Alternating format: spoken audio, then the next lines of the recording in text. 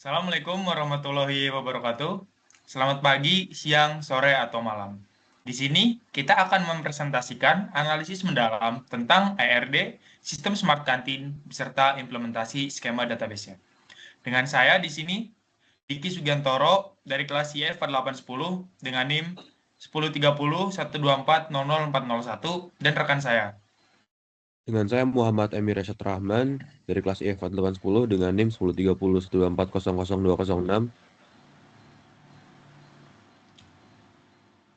Dengan saya Ardian Horedu Nugroho dengan NIM 10300214000361. Dengan saya Nathanael Grisyawan dari NIM 103012400334. Presentasi ini akan mencangkup 3 aspek utama. Yang pertama, analisis menyeluruh terhadap ERD yang telah dirancang. Kedua, ada proses detail translasi ERD ke dalam skema relasional database. Dan yang terakhir atau yang ketiga, penjelasan komprehensif tentang struktur tabel yang dihasilkan. Sistem Smart Kantin ini dirancang untuk mendukung operasional kantin digital kampus dengan berbagai fitur seperti pemesanan makanan, manajemen merchant, sistem pembayaran digital, dan program promosi. Next. Lalu di sini ada analisis mendalam ERD Smart Kantin. ERD Smart Kantin terdiri dari 9 entitas utama yang didapat dikategorikan menjadi 2 kelompok. Kelompok pertama adalah entitas inti yang meliputi pengguna atau user dengan atribut utama user ID sebagai primary key, email, password, nama lengkap, status verifikasi, dan reward point. Entitas ini memiliki relasi khusus berupa inherent dengan subtype mahasiswa dengan atribut NIM dan staff dengan atribut NIP. Terus, merchant sebagai representasi penjual makanan dengan atribut merchant ID, nama, merchant, rating, status operasional, dan status prioritas. Terus yang ketiga ada menu yang mempresentasikan produk makanan dengan menu ID, nama menu, harga, dan stok. Lalu yang keempat ada pesanan yang mencatat transaksi dengan pesan ID, total harga, status pemesanan, nomor antrian, dan waktu pengambilan. Lalu ada kelompok kedua, yaitu entitas pendukung yang terdiri dari pertama ada rating dan ulasan untuk sistem feedback, yang kedua ada saldo kantin untuk manajemen saldo digital, yang ketiga ada pembayaran dengan berbagai metode, yang keempat ada promosi merchant, dan yang kelima atau yang terakhir ada lokasi pengambilan pesanan. RD ini menampilkan berbagai pola relasi yang kompleks, termasuk 4 jenis inherent yang memerlukan perhatian khusus dalam implementasi database. Next. Nah, di sini selanjutnya ada proses translasi ERD ke skema database. Nah, proses translasi ERD ke skema database dimulai dengan transformasi entitas menjadi tabel. Setiap entitas pada ERD diubah menjadi tabel terpisah dengan atribut-atributnya menjadi kolom tabel. Primary key pada ERD tetap menjadi primary key dalam tabel database. Untuk relasi one-to-many seperti antara merchant dan menu, kita implementasikan dengan menambahkan foreign key merchant ID pada tabel menu yang merujuk ke tabel merchant. Pendekatan serupa digunakan untuk relasi one-to-many lainnya seperti pengguna pesanan. Nah, relasi one-to-one seperti antara pengguna dan saldo kantin dapat diimplementasikan dengan 2 pendekatan. Yang pertama dengan menggabungkan kedua entitas menjadi satu tabel jika memang sesuai secara logika bisnis, atau kedua dengan membuat tabel terpisah untuk saldo kantin yang memiliki foreign key user dengan constraint unik.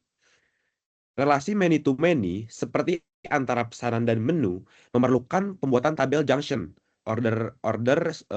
underscore items yang berisi kombinasi foreign key dari kedua tabel yang berelasi.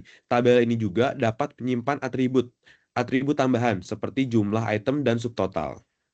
Next. Oke, selanjutnya proses translasi ERD ke skema database. Implementasi inheritance memerlukan perhatian khusus. Dalam sistem ini, kita menggunakan pendekatan table per type TPT yang memberikan fleksibilitas maksimal. Contohnya untuk hierarki pengguna. Tabel users berisi atribut umum semua pengguna. Tabel mahasiswa berisi spesifik mahasiswa dengan user ID sebagai foreign key sekaligus primary key. Tabel staff berisi spesifik staff dengan pola serupa.